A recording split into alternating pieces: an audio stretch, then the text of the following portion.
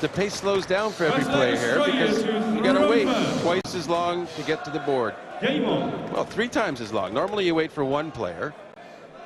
In this scenario, you have to wait for 3 to play. So it takes 3 times longer between turns than in singles. You would think it's twice, but it's 3 times. Well, good dart from Whitlock. Because certainly your partner throwing doesn't do anything to help you with your rhythm. Gives you more time to think as well, doesn't it? Especially if you hit a poor shot. It is, compared to the singles format, an eternity back there to deal with different thoughts. And so I sometimes, you know, a good word or two between partners can help to get through that. 60. I suppose the wrong words could probably destroy a partnership as well. They do work well as a team, though, don't they? Webster and Burnett. 96. Well, I think both these teams are good teams. I think they've proven themselves that they can work together and get on with the job.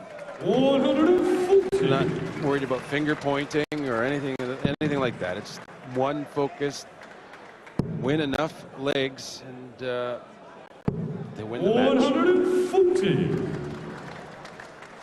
It's hard to shift your mentality from being all about yourself and singles and this and that to just sort of put yourself in the back seat and the team up front and accept your partner's mistakes as your own and to respond in kind like you would if it was you, and to make things better.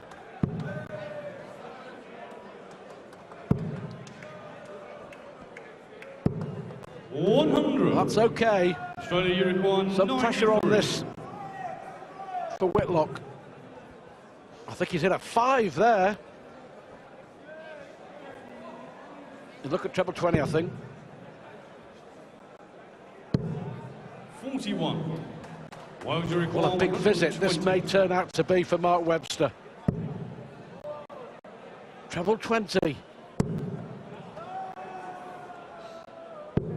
40. Australia no magic 52. this occasion. No, he lost his singles, but he did finish pretty well when he was under pressure. He didn't want that double top, so it's double 6.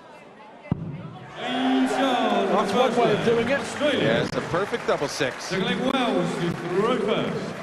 Game on.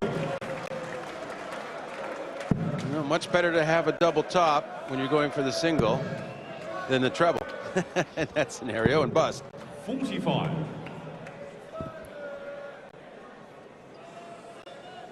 Of course, most players go for 16 in tops. 56, but or 52. Sorry, it was. 140. I'll be okay. It ended in 6. That's why I got confused. The magic just disappearing.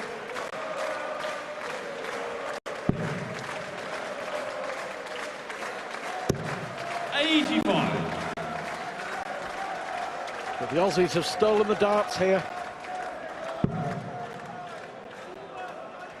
What can Nicholson do?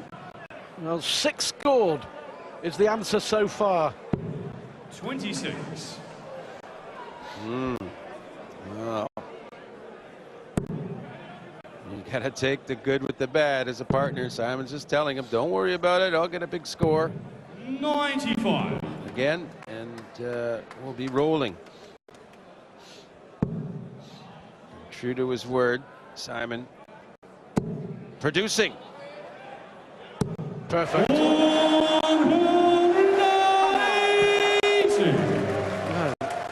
Again, as you say, they are working well as a team. Whitlock scoring and Nicholson's finished. That carries on. They're on their way to another semi-final, the Aussies. 40.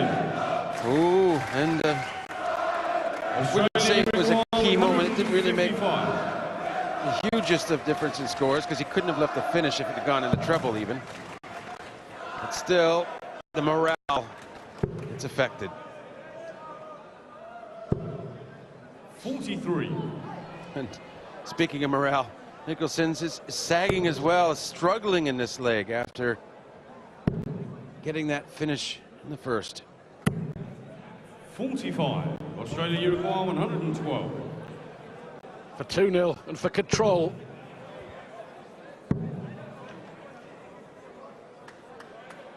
Well, exceptional. Simon Whitlock was brilliant. Australia. Nod of approval from Paul Nicholson.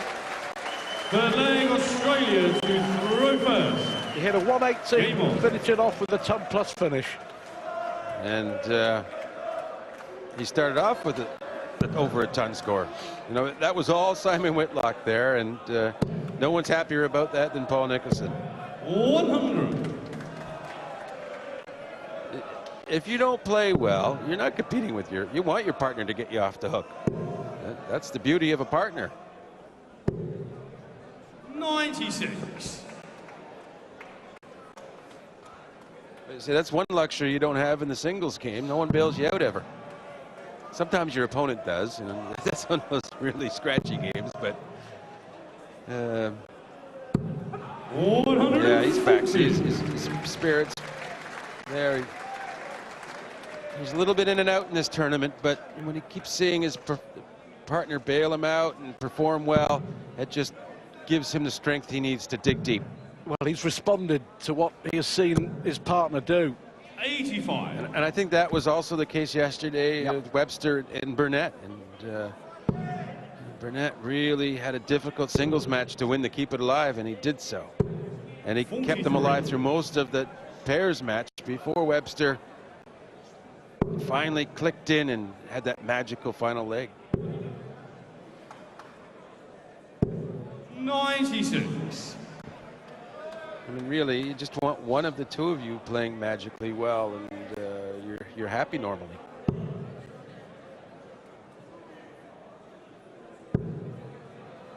Good switch from Paul Nicholson. 134. 134, 140 for Nicholson in this deciding double. He received a transfusion of darts willpower from Whitlock, it seemed. Double top. He played for the one chance. Who will be under some pressure. 100. Australia, for the double 10. 20. Well, all Burnett can do is hope. Well, that was a brilliant leg from Paul Nicholson. The second leg was all Simon Whitlock. The third leg was all Paul Nicholson.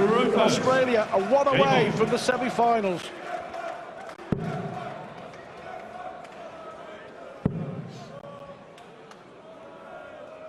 Well, I think you can credit Simon Whitlock with half of Nicholson's performance in that last leg. Just got his spirits up, knowing that he had backing.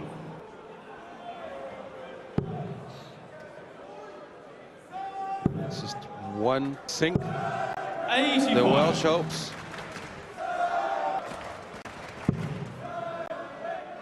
And that's the trouble sometimes. Even if you're gutsy and survive a lot of close encounters, numbers catch up to you eventually. You know, on this stage 2 years ago, they missed 4 match darts to win the World Cup. Paul Nicholson was in tears afterwards. They've been very, very close. 140. Oh, the screws into Richie.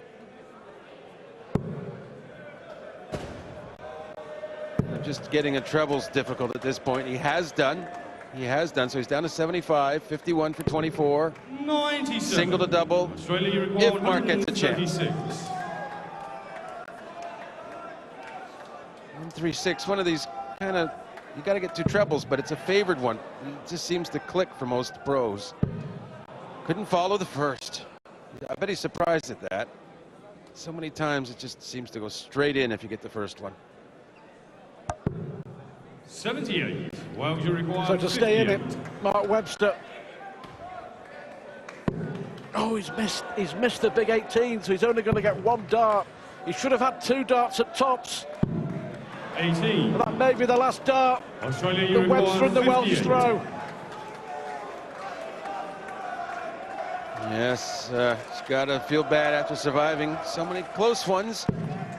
For the match to go to this 10 now. No mistake at all. What an effort from the Aussie to get through.